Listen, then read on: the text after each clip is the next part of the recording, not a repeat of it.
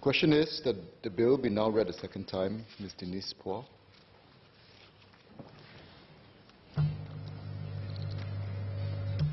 Speaker, sir, I stand in full support of the Vulnerable Adults Bill. This is a bill that has been in the making for a long time and aims to protect vulnerable adults in our midst from abuse and neglect. The comprehensiveness of the bill is testament to the diligent and good work put in by the MSF team. My work with some of the vulnerable adults in my constituency reminds me of the usefulness of the bill. I have an elderly resident, a second-hand goods seller, who hoards his entire rental flat and corridor with goods that he picks up in trolleys that he took from the nearby supermarkets. With his flat completely filled with old goods, he sleeps instead at the void deck or the staircase nearby and incurred the resentment and wrath of many of his neighbors. His hygiene and daily living habits become a great concern to the people around him. He refuses help except for the money he receives from passers-by who thought he was begging. And his social worker and his only nephew are at their wits' end. I have another resident who suffers from mental illness with violent tendencies. Her husband refuses to send her for treatment or supervise her well-being. Neighbors who are physically threatened by her could not get assistance by the police, who claim that there is nothing that they can do unless the neighbors get physically hurt first. So these are but real-life examples that can be added to the unfortunate case of the intellectually disabled Ms. Anna E., whom Minister has mentioned, who was tortured to death by her flatmates.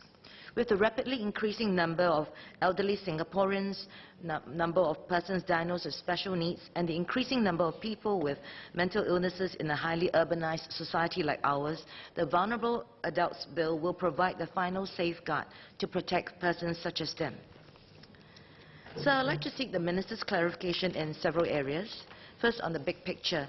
As there's a current slew of many legislations and services which cover the same target group of vulnerable adults Minister has mentioned, can Minister explain how the proposed bill will complement exactly at operational level existing adult protective services and legislation such as the Mental Capacity Act and the Women's Charter? How will practitioners on the ground or even members of the public learn and understand and interpret and apply the various provisions to assist people who are vulnerable? Second is on balancing the state's right to enforce versus the citizen's right to choose. The bill in general accords power to the ministry and then who appoints then a director or a protector, as stated in Part 2 of the bill, such that the state can then exercise the power to assess, enter premises, obtain information, remove and commit the vulnerable adult to a place of care and protection, sometimes against his will if the ministry, if the state so decides. Now, mental incapacity falls upon a continuum of severity from mild to moderate to severe. And there are also varying degrees of abuse, neglect by another person, or even self-neglect, which are all criteria applied in identifying a vulnerable adult in the bill. I'd like to seek clarification by Minister on when and how the state actually decides that an intervention is in order and not a violation of an adult's or the vulnerable adult's basic human rights. Hence, in the case of the elderly second-hand goods dealer I shared earlier, who appears not to have totally lost his mental capacity, yet showed serious signs of self-neglect, I'm interested to know the course of action that the ministry might undertake to support him. How does the bill balance the tension between state enforcement and the citizens' right of choice under such circumstances? My third area of seeking clarification is on placement decisions. So Clause 11 of the bill commits the vulnerable adult, upon removal by the state, to be placed under temporary care and protection in an assigned place or under a fit person. In the event that a vulnerable adult is removed and placed in the gazetted care facility, what measures are taken by the ministry to ensure that these places of abode are suitable, they are dignified, and staffed by persons who are properly trained to handle especially the vulnerable elderly and or the very severely disabled, some of whom will need specialized and expert care? Fourth, on the role of community.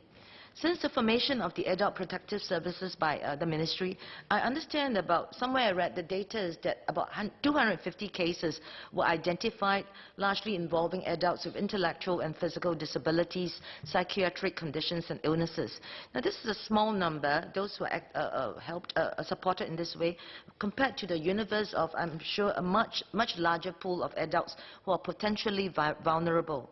So are there any robust ongoing strategies to engage and equip the community, including neighbors, grassroots leaders, medical, social, police and disability groups, so that suspect vulnerable adults in their midst are identified and supported earlier and not wait till damage is done either to themselves or others?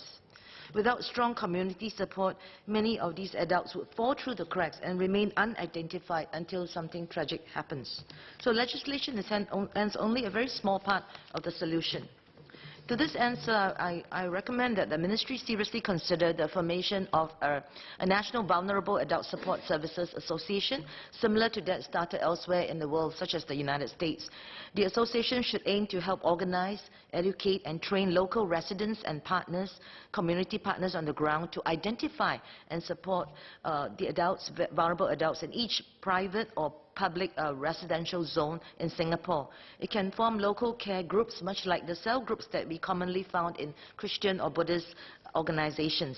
It can also play the role of an integrator, a social service integrator, to provide a tighter coordination of the many diverse VWOs specializing in disabilities, elderly and mental health support organizations, family service centers, residence committees and other security and social support agencies. The association can also look at providing scalable upstream and downstream services to meet the diverse needs of the ever-changing and enlarging population of vulnerable adults. With such an association, many more adults with varying degrees of vulnerability would be able to then receive the needed support upstream in their neighborhood. In conclusion, sir, let me end off with a story of two vulnerable adults, two men with special needs whom I personally know. John, not his real name, was a young man who had severe autism. He was living with his very protective mother, who also had special needs. Mom, his sole caregiver, rejected treatment for John, sometimes refusing to send him to school when he was younger. Mom was also very insistent on doing things her way, often verbally abusing and avoiding the agency staff who tried to assist. John's life was prematurely ended when he fell to his death, reportedly trying to climb out of the flat he was locked in. We wept when we paid respects at his funeral wake. Another man I know with a developmental disability had a better fate. He's a resident whom I found during my house-to-house visits as an MP. Erke, as he's now fondly known, he was locked up in his rental flat as well, whilst his elder brother went to work. Fearing for his safety and well-being, my grassroots and I approached the nearby Peace Connect Senior Activities Center. The center and many of its volunteers then offered him daily daycare services, even though he was only in his 30s when we found him and not exactly a senior citizen.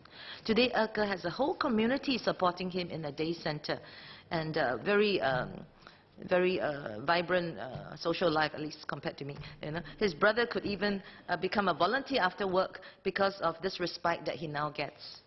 I share this tale of the two men to highlight the usefulness of the Vulnerable Adults Bill in the case of John and the importance of strong community support in the case of Erke. So as rightly pointed out by the Minister, the bill is only a tool of final resort to offer protection for the vulnerable adults amongst us, albeit an important one. But unless we seriously organize and harness the potential of the community around them, these adults will never be found nor liberated. So, sir, with that, I fully support the bill and thank the Ministry for this bill.